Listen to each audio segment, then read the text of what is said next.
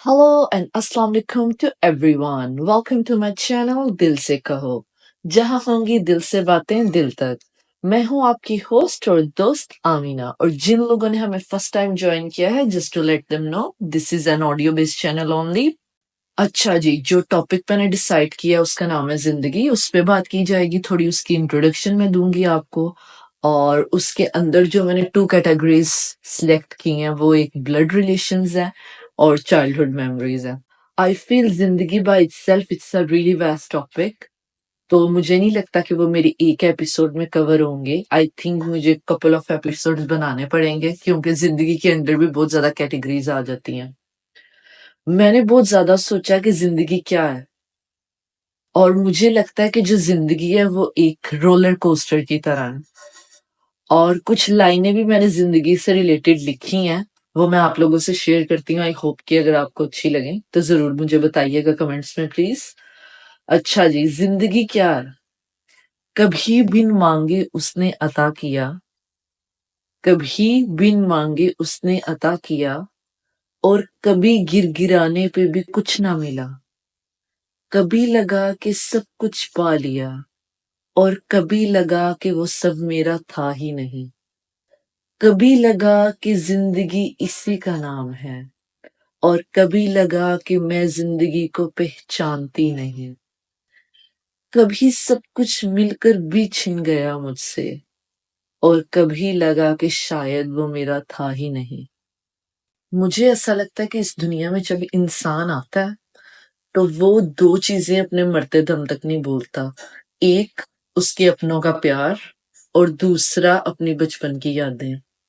जो उसके अपने या बेशक वो इस दुनिया से चले भी जाते हैं, लेकिन उनके होने का एहसास, उनका प्यार हमेशा कहीं ना कहीं छोटी छोटी आपकी जो मोमेंट्स होती हैं उसमें आपको याद रहता है।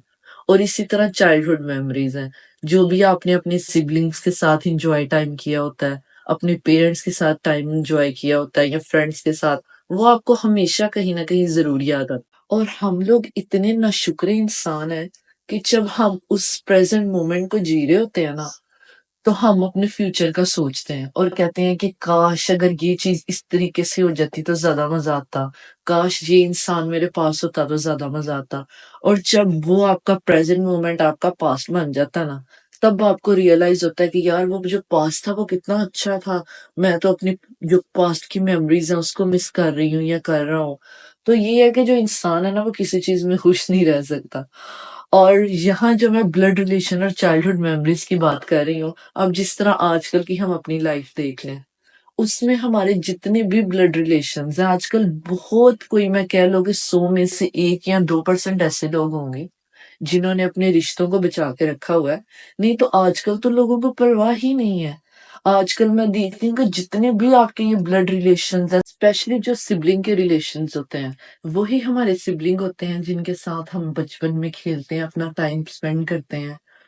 और वही आज हमारे सिबलिंग है जिनको हम शादियों के बाद, अपने रिलेशनशिप्स के बाद उन्हें देखना पसंद नहीं करते, उन लोगों के जान के दुश्मन हो जाते हैं। और अगर हमारे बच्चे हो जाएं तो उसके बाद तो भाई फिर हमें लगता है कि बस हमारा हस्बैंड वाइफ या हमारे जो बच्चे ही हैं वही हमारे लिए सब कुछ है, बहन भाई माँ बाप तो मैटर ही नहीं करते। अगर मैं आपसे अपनी पर्सनल बात करूं, तो जो मुझे मेरी ब्लड रिलेशंस में सबसे अच्छी बात लगती है, जो कि मुझे लगता है कि कॉमन है हमारी, जो वाइल ग्रोइंग अप, मुझे लगता है ये स्टोरी हर घर की होगी, कि जब आपको अपने पेरेंट्स से बचपन में मार पड़ने लगती है ना, मदर से पड़ रही है या फादर से पड़ रही है, किसी भी चीज से रिलेटेड, या डांट पड़ रही है, तो सिबलिंग्स में कोई ना कोई एक आपका भाई बहन ऐसा इंसान होता है जो हमेशा आपको डिफेंड करता है। हालांकि उस सिबलिंग को पता भी होता है कि आप गलत हो, आपकी गलती है, लेकिन वो फिर भी आपको डिफेंड करेगा, पेरेंट्स के सामने आपकी साइड लेगा, अकेले में भी आपको बोलेगा चल कुछ नहीं होता, मैं संभाल लूंगी या संभाल लूंगा। और हम उस चीज को बड़े होके कितनी आसानी से भूल जाते हैं। हम लोगों को लगता है कि भाई हमारे जो बहन भाई हैं वो हमारे ही दुश्मन है। जब छोटे होते वही हमारा बहन भाई हमसे हंसी मजाक करता है, हम एक घर में रह रहे होते हैं, खेलते हैं, हर चीज हमें बर्दाश्त हो जाती है, क्योंकि हम उसे बचपन का नाम दे देते हैं, या मे भी शायद बहुत से लोग कहते हैं क्योंकि वो माँ बाप का घर होता है ना, इसलिए। और जब हम लोग इंडिपेंडेंट होते हैं, तो हमारे वही बहन भाइयों की बातें हमें इस तरह चुभती हैं जैसे किसी ने छुरी लेके हमें मार दिया हो। और आप लोगों की तरह एक वक़्त था मैं भी यही सब कुछ सोचती थी। अभी तो अल्हम्दुलिल्लाह आई एम मैच्योर इनफ। अब ये भी नहीं समझिएगा कि मैं कोई बहुत बड़ी एज की हूँ, बट अल्हम्दुलिल्लाह एटलीस्ट मैं इतनी मैच्योर हूँ कि मैं अच्छे और बुरे का फैसला कर सकूँ। तो अब मैंने अपनी जो बाउंड्रीज़ है ना उनको सेट किया हुआ है। मुझे पता है कि मेरा अभी even though I am not married, but मुझे पता है कि जो मेरा हस्बैंड है या जो मेरे इन-लॉज़ हैं उनकी जगह मेरी नज़र में क्या है, और मेरे जो पेरेंट्स हैं और जो मेरे जो सिबलिंग्स हैं उनकी मेरी ज़िंदगी में क्या जगह है। Same goes with my brother in law, my future brother in law और my future sister in law as well. आपको हर इंसान को उसकी जगह पे रखना चाहिए। आप कभी भी ये नहीं कर सकते कि भाई मैं अपने बहन-भाइयों से बदतमीज़ी कर लूँ और मैं दूसरी जगह जाकर रिलेशन रखूँ और मैं दूसरों से बना के रखूँ, क्योंकि at the end of the day जो रिलेशंस ऊपर वाले ने आपके लिए बनाए होते हैं ना, मुझे नहीं लगता कि वो मरते दम तक खत्म हो सकते हैं। और ट्रस्ट मी, आप दुनिया के किसी भी कोने में होगे ना, डज़न्ट मैटर आप अपने सिबलिंग्स से या अपने किसी भी ब्लड रिलेशन से या पेरेंट्स से बात करते हो या नहीं करते, आपकी लड़ाई है या नहीं है। लेकिन अगर किसी भी मुकाम पे आपको तकलीफ होगी ना, तो उनको भी होगी। और अगर आप कुछ अचीव करोगे ना, तो आपकी खुशी में वो भी खुश होंगे। चाइल्डहुड मेमोरी ऐसी चीज़ है कि आप अपनी ज़िंदगी के किसी भी एज से गुज़र रहे हो, मुझे लगता है कि जब भी आप अपनी चाइल्डहुड मेमोरी के बारे में सोचते हो ना, तो कहीं न कहीं आपके चेहरे पे स्माइल आ जाती है। तब जो होता है कि इंसान छोटी-छोटी चीज़ें भी उसको मिल जाती हैं ना जब आप बच्चे होते हैं, तो आप बहुत ज़्यादा खुश होते हो। और वही हम लोग हैं जब हम एक बड़े हो जाते हैं, एक मैच्योर एज में हो जाते हैं, तो ज़्यादा से ज़्यादा हम बड़ी चीज़ें भी अचीव कर लें तो it doesn't matter for us. और मुझे पर्सनली यही लगता है कि जिस इंसान को छोटी-छोटी चीज़ों पे खुश होना नहीं ना आता, वो कितना बड़ा भी कुछ अचीव कर ले, वो उस तरीके से खुश नहीं हो सकता। अब मैं अगर अपनी बात करूँ तो मैं और मेरा जो भाई था, मेरा जो भाई है वो मुझसे बड़ा है, ठीक है? तो जो मेरा भाई था ना, जब भी हम छोटे होते थे तो हमने स्कूल से आना, तो हमारी मदर की ये हैबिट होती थी कि वो आफ्टरनून में हमें खाना खाने के बाद, तो थोड़ा जब टाइम गुज़र जाता था तो वो हमें ना 1 ग्लास दूध का दिया करती थी। और वो दूध मतलब कि ल्यूक वार्म होता था, ना इतना ज़्यादा गर्म होता था, ना इतना ज़्यादा ठंडा होता था। अब मेरा बड़ा भाई लड़का भी था और मुझसे बड़ा भी था और हेल्दी भी था काफ़ी। तो मेरी मदर हमेशा उसे दूध का ना फुल ग्लास देती थी। और मैं होती थी बहुत स्किनी सी, मतलब मैं खाना भी बहुत मुश्किल से खाती थी, और मेरी बहुत बुरी हैबिट ये भी होती थी कि अगर मैं कुछ ज़रूरत से ज़्यादा खा लूँ या पी लूँ ना, तो मैं एक्स्ट्रा कुछ भी अगर ज़्यादा खा पी लेती थी ना, तो मैं वॉमिट कर देती थी। अच्छा, मैं ये हमेशा नोट करती थी कि बड़े भाई को ज़्यादा दूध मिलता है और मुझे हाफ कप मिलता है। पहले तो मैंने ना ये चीज़ कितनी देर नोट की। फिर कहीं न कहीं मेरे दिल में ये बात आने लग पड़ी कि शायद वो उससे ज़्यादा प्यार करती हैं और मुझसे कम करती हैं, इसलिए उससे ज़्यादा देती हैं और मुझे कम देती हैं।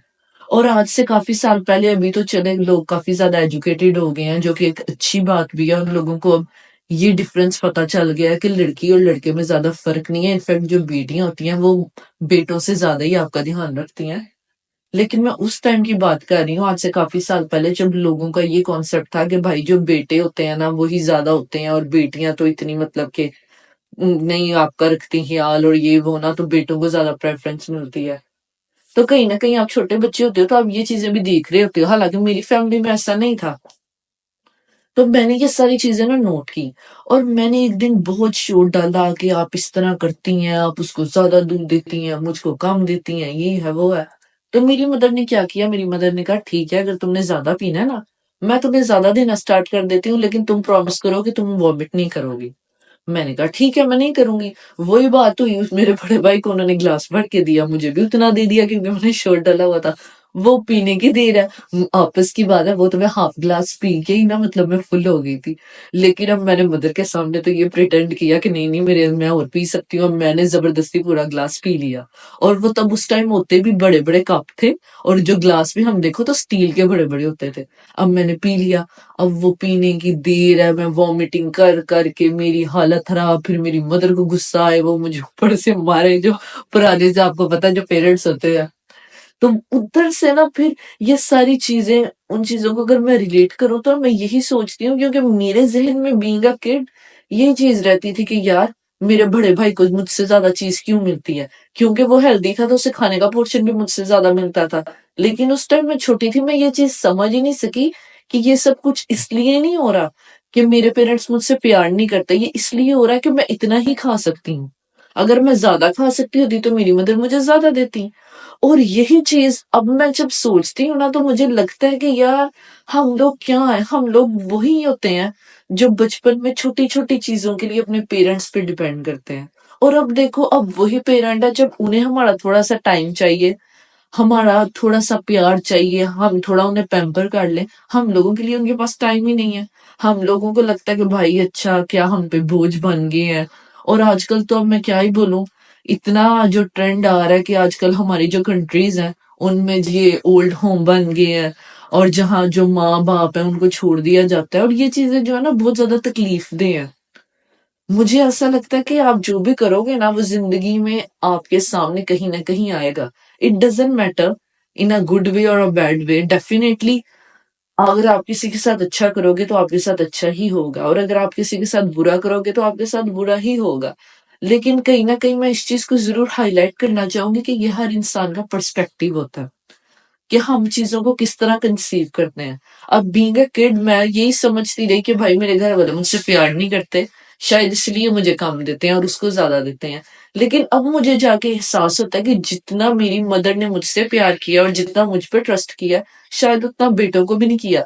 जितनी मुझे आज के ज़माने में आज़ादी हासिल है ना, कि मैं कुछ भी कर सकती हूँ। और मैं ऐसे नहीं आप लोगों को कह रही being a single girl living abroad bye my self और मैं हर चीज मतलब कि मेरे पास इतनी आजादी है कि इस वक्त मुझे कोई कुछ कहने वाला नहीं है। मतलब कि जो हमारी कंट्रीज है उनमें आपको पता ही है लड़कियों को कैसे रखा जाता है। मैं कुछ भी कर सकती हूँ। मुझे ये नहीं कि और कुछ भी करने का मतलब अब आप लोग ये मत सोच लीजिएगा कि मैं नेगेटिव वे में कह रही हूँ, मैं पॉजिटिव वे में कह रही हूँ कि मुझे इतनी आजादी है इस टाइम हासिल है कि मैं कहीं भी मुझे जाने से पहले किसी को पूछने बताने की ज़रूरत नहीं है। लेकिन वो आपके पेरेंट्स का एक आप में ट्रस्ट होता है जो उन्होंने आपको बता दिया होता है कि आपके लिए अच्छा क्या है और बुरा क्या है। और मुझे पता है मेरे लिए अच्छा क्या है और बुरा क्या है।